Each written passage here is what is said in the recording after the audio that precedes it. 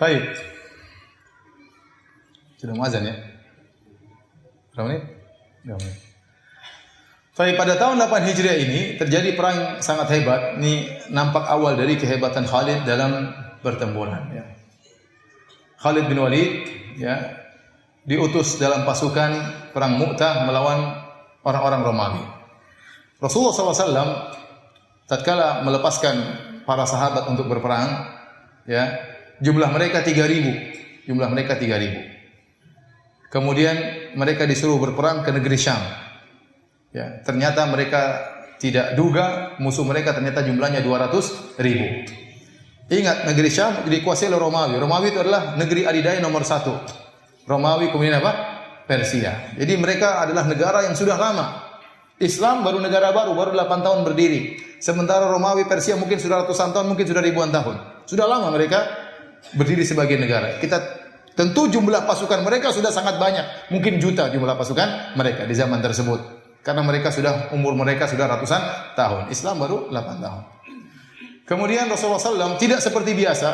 Biasanya Rasulullah SAW kalau mengirim sariyah adalah pasukan yang Rasulullah kirim, Rasulullah tidak ikut. Kalau Ghazwa, Rasulullah SAW ikut, namanya Ghazwa. Kalau sariyah, Rasulullah SAW tidak ikut dalam pasukan tersebut. Biasanya Rasulullah SAW kalau kirim sariyah, pemimpinnya cuma satu, amirnya cuma satu, panglimanya cuma satu. Namun kali ini aneh, Rasulullah SAW langsung tunjuk 3 panglima. Kata Rasulullah SAW menjadi panglima adalah Zaid bin Harithah. Fa in qutila Zaidun fa Ja'far bin Abi Thalib. Kalau Zaid bin Harithah meninggal dunia, maka panglima diganti oleh Ja'far bin Abi Thalib. Fa in qutila Ja'far fa Abdullah bin Rawaha. Kalau ternyata Ja'far meninggal dunia, maka Abdullah bin Rawaha yang akan menjadi pemimpin. Taib, kalau Abdullah bin Rawaha meninggal, Nabi tidak ngomong. Nabi cuma tunjuk berapa orang? 3 orang. Kenapa Nabi? Semua orang tahu yang paling jago siapa? Khalid. Kenapa Nabi tidak bilang Khalid kamu jadi pemimpin sejak awal? Kenapa? Karena Khalid lebih muda dari mereka dan baru saja masuk Islam. Ya.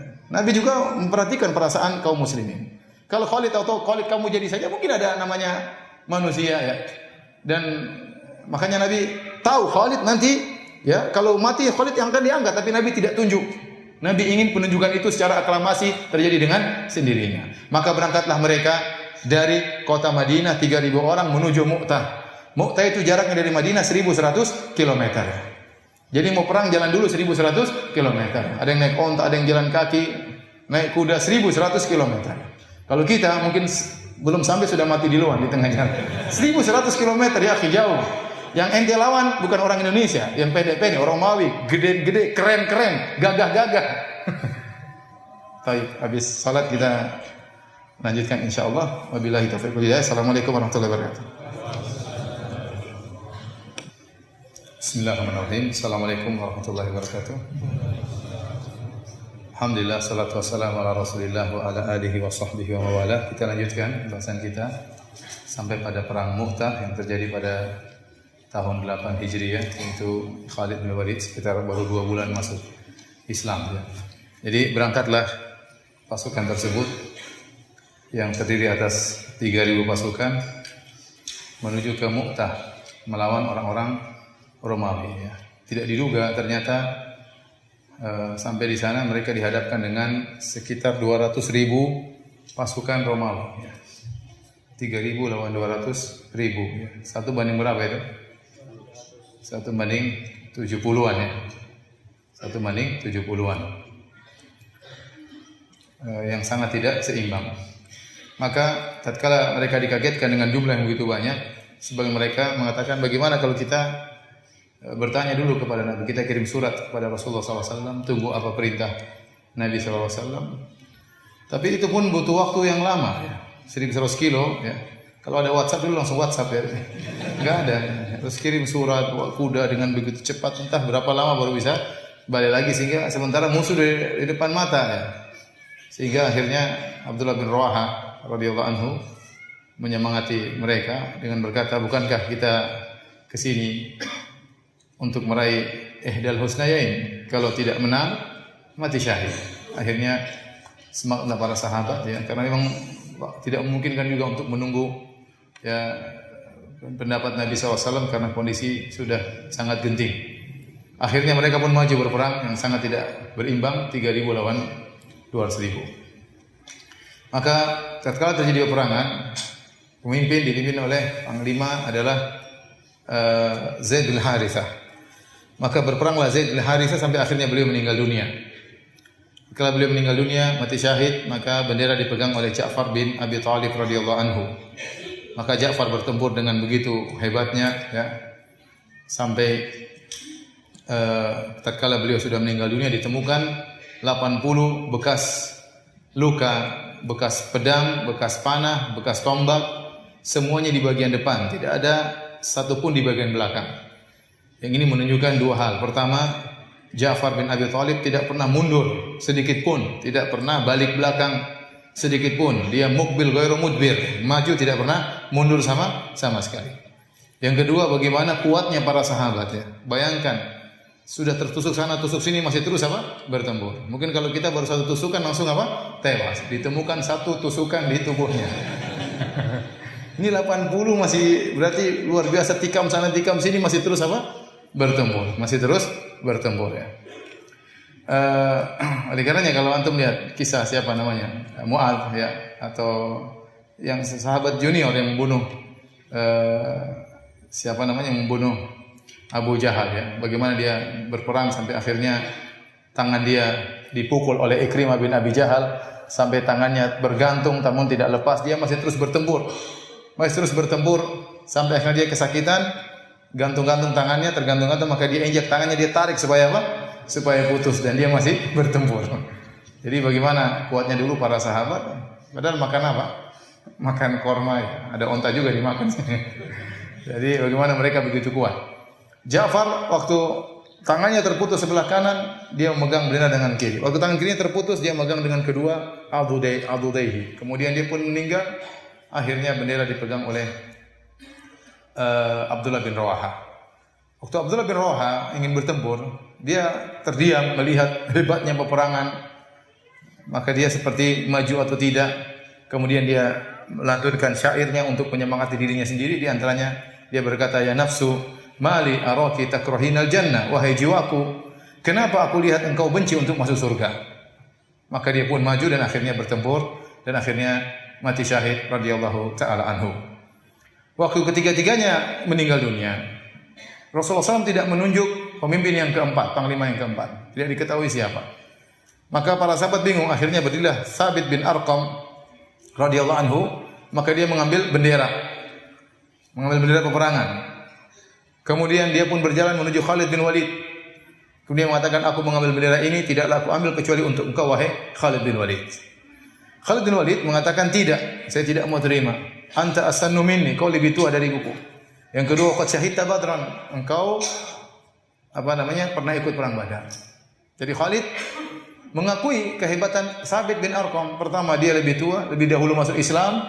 Yang kedua, dia pernah ikut perang Badar. Artinya secara ketakwaan dia jauh lebih hebat daripada Khalid bin Walid. Khalid baru saja masuk Islam baru 2 bulan. Apa bandingannya iman Khalid dengan imannya Thabit bin Arqam yang pernah ikut perang Badar, yang luar biasa imannya. Tapi saat ini perang bukan masalah iman-imanan, masalah siapa yang jago. Musuh 200.000, cuma 3.000, bukan masalah iman. Iman penting tapi butuh seorang yang jago. Maka Thabit bin Arqam mengatakan, wahai Khalid, engkau lebih ngerti daripada aku dalam masalah peperangan. Ambillah bendera ini. Akhirnya Khalid pun mengambil bendera dan tidak ada yang protes sama sekali, karena semuanya memang tahu Khalid yang paling jago sebenarnya dari awal peperangan. Tapi Rasulullah tidak menunjuk Khalid ibn Walid. Maka dia pun mengambil bendera tersebut. Nabi SAW di Madinah mengumpulkan para sahabat. Para sahabat berkumpul, maka Nabi bercerita. Allah memberikan wahyu kepada Nabi. Nabi bercerita tentang perjalanan pasukan perang yang dikirim oleh Nabi SAW. Kata Nabi, berjalanlah pasukan kalian dan mereka bertemu musuh. Maka akhirnya mereka dipimpin oleh Zaid bin Harithah, faqutila Zaidun syahidan. Istaghfiru li akhikum. Kata Nabi, akhirnya Zaid bin Harithah meninggal dunia. Dan Zaid bin Harithah ini sangat dicintai oleh Nabi sallallahu alaihi wasallam. Pernah dipanggil Zaid bin Muhammad, ya. Sangat dicintai oleh Nabi sallallahu alaihi wasallam, seakan-akan anaknya sendiri. Maka dikenal dengan hibbu Rasulillah, kecintaan Rasulullah sallallahu alaihi wasallam. Karena Rasulullah SAW anaknya semuanya perempuan, kebetulan Zaid anak angkat. Yang anak laki-laki semua sudah meninggal dunia. Maka Rasulullah sangat sayang kepada Zaid bin Harithah, maka Zaid bin Harithah kemudian meninggalnya. Kata Nabi, "Faqutila Zaidun syahidan." Zaid mati syahid, maka mohonlah ampunan untuk Zaid. Tsumma akhadha raya Ja'far bin Abi Thalib. Kemudian bendera dipegang oleh Ja'far bin Abi Thalib. Faqutila Ja'far syahidan, maka Ja'far pun mati syahid. Istaghfiru li akhikum, maka mohon ampunanlah bagi Ja'far bin Abi Thalib. Dalam riwayat Nabi SAW mengatakan, Allah menggantikan kedua tangan Ja'far dengan janahain yatiru bihima fil jannah. Dengan dua sayap yang Ja'far terbang dengan dua sayap tersebut di surga. Karena tangannya terpotong, dia pegang tangan kiri, bendera tersebut dipotong lagi, akhirnya dia tangannya kedua-duanya terputus karena membela Allah Subhanahu wa taala. Kemudian fa akhadha raya Abdullah bin Rawaha. Kemudian bendera dipegang oleh Abdullah bin Rawaha. Panglima yang ketiga, faqutila syahidan istaghfiru li akhikum. Maka meninggallah Abdullah bin Rawaha, doakanlah ampunan baginya. Fadharafat ainah, maka Nabi SAW menangis waktu menyampaikan kisah tersebut kepada para sahabat. Kemudian kata Nabi SAW, fa akhadha raya sayfun min suyufillah.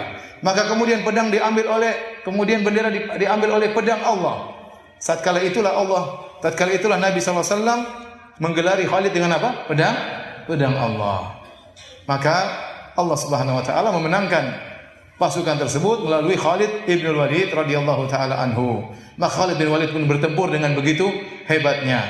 Sampai dalam riwayat disebutkan, ya, laqad qata'at minni tis'atu suyufin.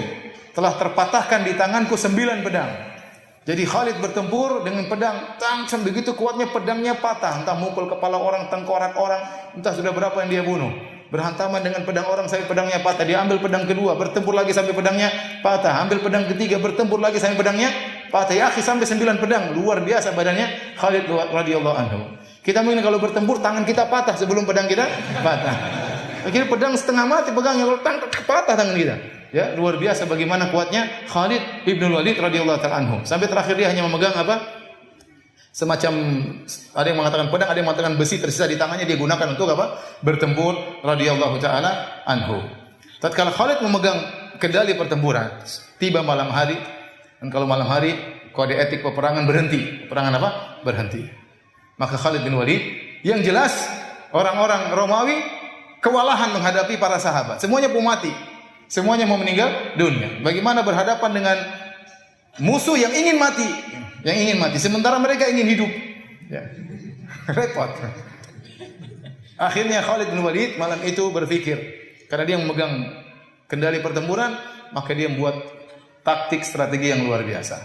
Maka karena dia berpikir, ini saya katakan Khalid pemberani. Nanti kalau kita akan sebut dalam peperangan, dia maju duluan. Ya, dia maju duluan. Tapi dalam kali ini dia melihat kondisi pasukan. Ya, kalau maju terus mati konyol, 200.000 lawan 3.000. Maka Khalid berpikir bagaimana bisa mundur tapi mundur terhormat. Bagaimana caranya? Maka Khalid bin Walid pun berpikir, dia bagi pasukan menjadi beberapa pasukan. Dibagi-bagi. Kemudian yang sebelah kanan Maimanah dipindahkan kepada Maisarah. Kemudian yang Maisarah yang kiri, pasukan kiri dipindahkan ke sebelah kanan. Kemudian As-Saqah bagian belakang dipindahkan ke Muqaddimah. Bagian pasukan depan pindahkan ke belakang. Seakan-akan anggota baru. Ya, ketemu Romawi lagi, orangnya lain lagi, ya, gitu, kira-kira gitu. Kemarin sudah enggak mati-mati, sekarang muncul lagi yang baru, ya. Ini taktik Khalid. Kemudian Khalid membagi pasukan beberapa tahapan. Jadi satu dulu bertempur, tiba-tiba datang pasukan lain, seakan-akan datang bantuan. Seakan-akan bantuan. Kemudian datang lagi berikutnya, seakan-akan datang bantuan. Kemudian ada kuda yang berputar-putar di belakang untuk menghambur-hamburkan debu sambil bertakbir, Allahu Akbar, Allahu Akbar. Enggak ada bantuan yang datang. Cuma muter-muter saja, ya, muter-muter. Akhirnya tatkala pagi hari, musuh kaget, dikagetkan dengan wajah-wajah yang baru.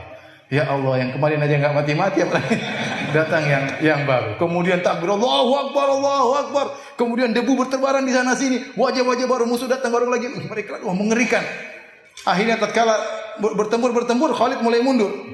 Mulai mundur 1, mundur 2, mundur 3. Romawi juga enggak berani kejar. Ini kejar nanti tiba-tiba di sana banyak musuh. Jadi seandainya kalau mereka tahu kabur, mereka akan dikejar dan itu bahaya.